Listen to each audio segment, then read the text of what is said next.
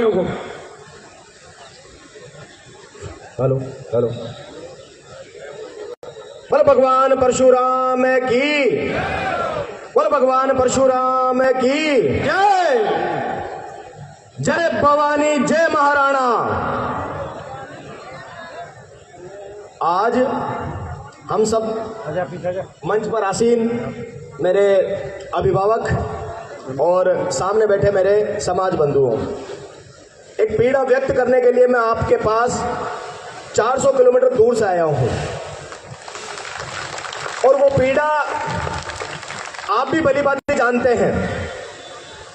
आज पूरे भारतवर्ष में हमारे ऊपर, हमारे स्वर्ण समाज के ऊपर एक ठप्पा लगा दिया था हमने कि हम भाजपाई हैं।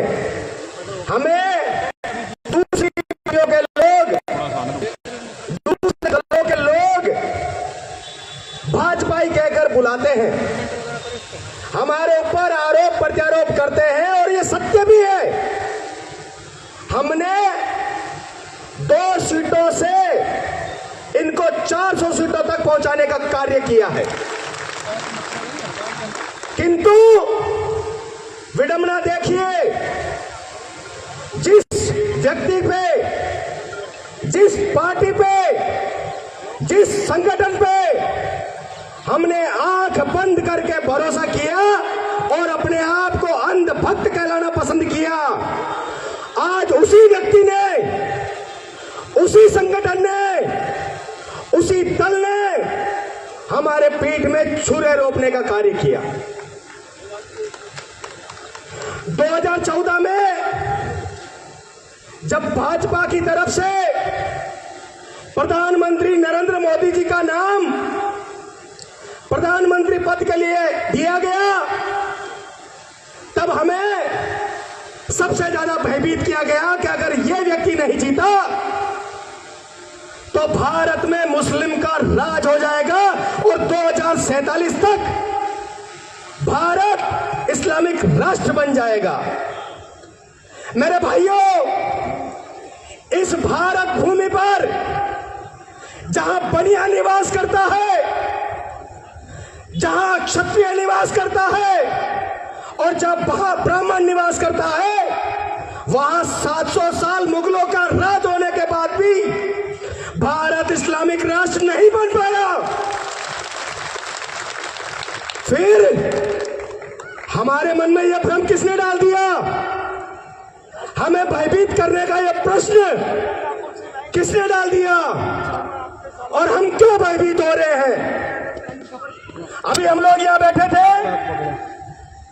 मैंने भाई साहब बंद कर रहा हूं, सुनील जी से पूछा यहाँ पे स्वर्ण समाज की स्ट्रेंथ क्या है, उनकी जनसंख्या क्या है, तो इन्होंने बताया यहाँ 20,000 से ज्यादा लोग हैं। 1 लाख की जनसंख्या है स्वर्ण समाज की। की गुलामी की थी, कभी मुगलों की गुलामी की थी और आज इन सत्ताधारियों की गुलामी में बैठे हैं। फोन करते हैं, उन्हें कहते हैं कि भाजपा का विद्रोह मत करो, अगर भाजपा नहीं आएगी तो तुम्हें मुसलमान बना दिया जाएगा। मैं आपसे यह स्पष्ट कर देना चाहता हूं कि जब तक आपके शरीर में ब्राह्मणत्व जिंदा है, बनिया का वो तत्व जिंदा है, क्षत्रिय का वो शौर्य जिंदा है, तब तक कोई दुनिया की शक्ति आपको इस्लामिक नहीं बना सकती। 1990 में इसी धूर्त भाजपा सरकार ने अपने समर्थन से एक नए व्यक्ति को, जिसका संविधान में कोई लेना देना नहीं, उसे संविधान निर्माता का बनाकर घर घर तक पहुंचाने का कार्य किया। 1990 में जिस व्यक्ति ने खड़े मंच पर खड़े होकर हमारे भगवान, हमारे ईश्वर, उनको गालियां दी, उनको सिरे से नकारा। उनका पोस्टर वो आज हिंदू सभा में लगा कर विराट हिंदू सम्मेलन बना रहे हैं। अरे इन तुर्तों को समझने के लिए अब और कितने प्रमाण चाहिए मेरे स्वर्ण भाइयों? चाहिए देखिए उन हिंदू सभाओं में जहां सभी हिंदू लड़ाकों के हमारे जो विराट योद्धा हुआ करते थे उनके पोस्टरों के बीच एक धूर्त व्यक्ति के पोस्टर लगाकर वो हमें उसके सामने नमन करवाते हैं।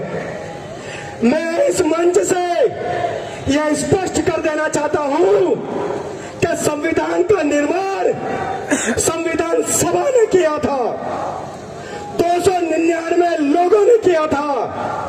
उन 299 लोगों में दलित भी था, ओबीसी भी था और चंद्र मंच। मैं बिल्कुल क्रोधित नहीं हूं, मैंने ही इनको मना किया था। एक समस्या ये थी कि हमारे भाई जो आने वाले थे और ये फंस गए थे, तो मैंने कहा थोड़ी देर मैं तब तक बोल लूं, हमारे भाई आ जाएं, फिर हम कार्यक्रम को सुचारू रूप से आगे बढ़ाएंगे। दोनों साथ में बैठकर बोलते हैं तो एक ताकत ज्यादा आती है और हम तो ताकत को ही बनाना चाहते हैं। जिंदाबाद दिनेश राणेजा, जिंदाबाद दिनेश राणेजा, जिंदाबाद। भाई ये हमारी ताकत है। क्षत्रिय, ब्राह्मण और वैश्य ये तीनों क्या नहीं कर सकते? इस देश का धन हम, इस देश का बल हम और इस देश की बुद्धि पूरे बालाजी महाराज के पूरे लक्षण हैं। भाई बालाजी महाराज क्या देते हैं? बल बुद्धि विद्या देव मोही।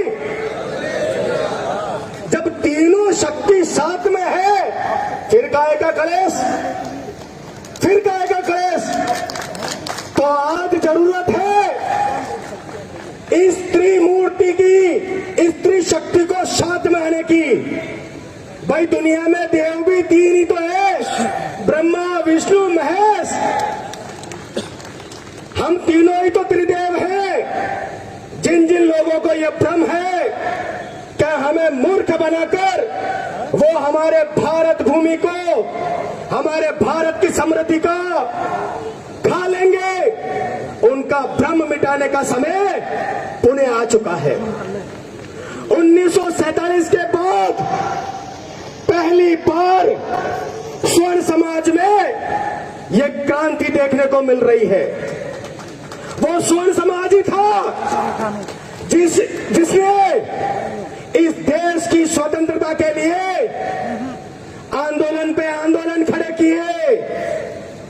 गांधी जी बनिए थे, चंद्रशेखर आजाद ब्राह्मण था, हमारा क्षत्रिय समाज हमारे आगे खड़ा था, तभी तो भारत आजाद हुआ।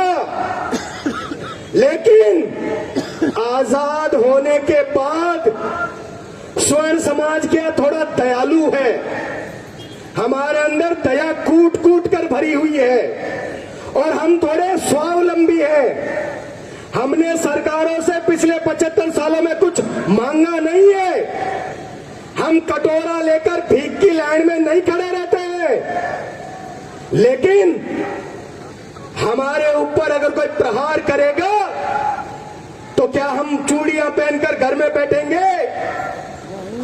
मैं इस मंच से भारत के शासन तंत्र में बैठे हुए हमारे दुश्मनों को यह संदेश देना चाहता हूं कि अगर भूलकर भी स्वर्ण समाज को प्रताड़ित करने का काम किया, अगर भूलकर भी स्वर्ण समाज पर झूठे SC/ST एक्ट के तहत मुकदमे दर्ज करवाने का कार्य किया, अगर भूलकर भी हमारे योग्यताओं का हनन करने का प्रयास किया तो जड़ से उखाड़ कर फेंक देंगे।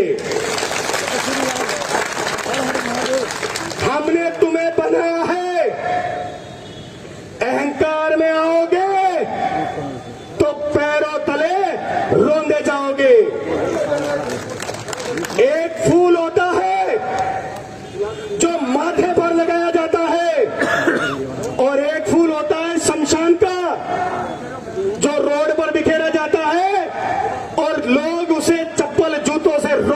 आगे बढ़ते हैं। तो कमल के फूल सुन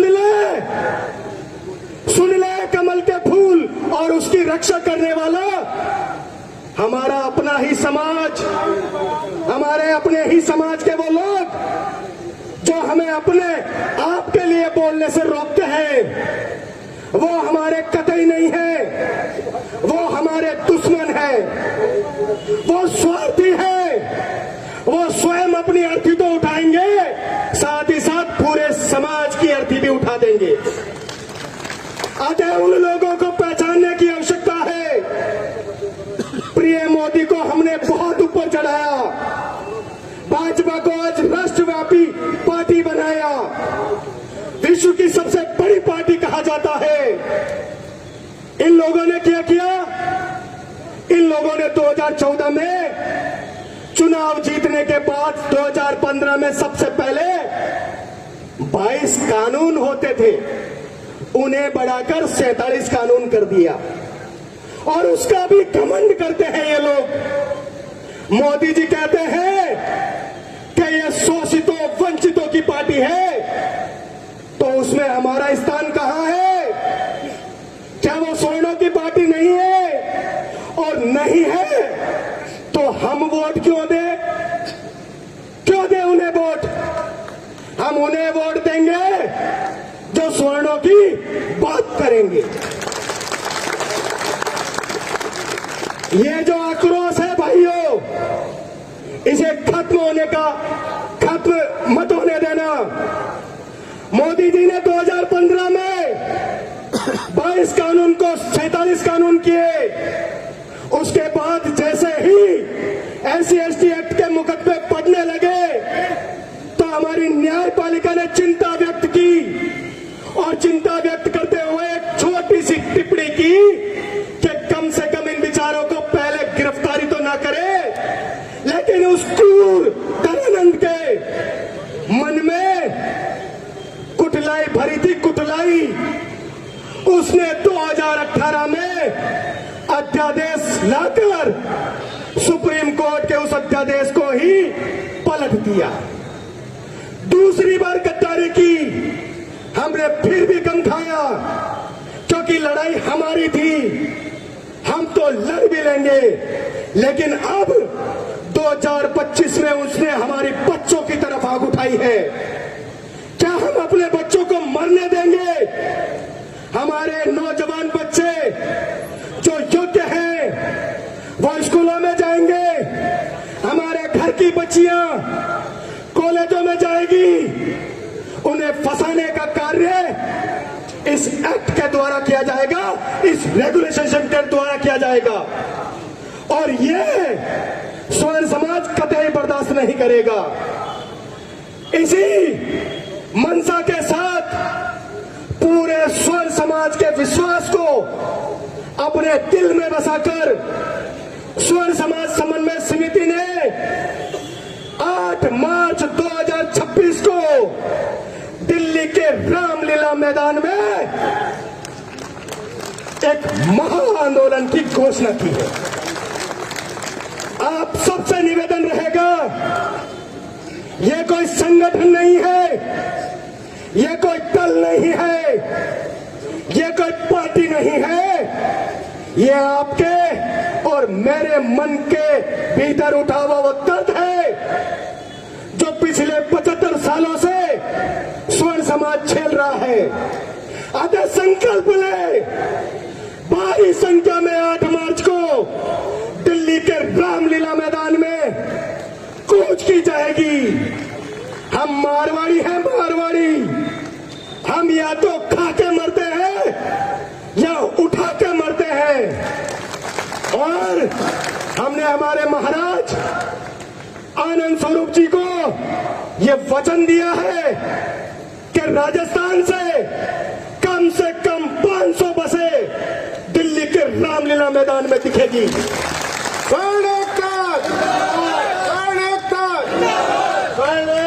जिंदाबाद, स्वर्णता जिंदाबाद, ले सड़ेगा जिंदाबाद, ले सड़ेगा जिंदाबाद। अब आ रही आवाज नहीं आ रही है? स्वर्ण एकता, स्वर्ण जिंदाबाद। दिल्ली तक आवाज आनी चाहिए। यूजीसी यूजीसी यूजीसी यूजीसी काला कानून काला कानून काला कानून सवर्ण एक्टर सवर्ण एक्टर। तो 8 मार्च को अगर कर्मचारी वर्ग से आते हैं तो आज ही छुट्टी की एप्लीकेशन डाल दे। अगर और किसी वर्ग से आते हैं तो 8 मार्च की तारीख अपने कैलेंडर में नोट कर ले। 8 मार्च का दिन मेरे भाइयों स्वर्णिम दिन होने जा रहा है। हमने आरक्षण के लिए आंदोलन देख लिए, हमने सत्ता के लिए आंदोलन देख लिए, अब एक वैचारिक आंदोलन उठेगा स्वर्ण समाज के हितार्थ, स्वर्ण समाज की करने बात। हम 8 तारीख को दिल्ली आ रहे हैं। हर हर हर हर हर हर स्वर्ण एकता जिंदाबाद, स्वर्ण एकता जिंदाबाद।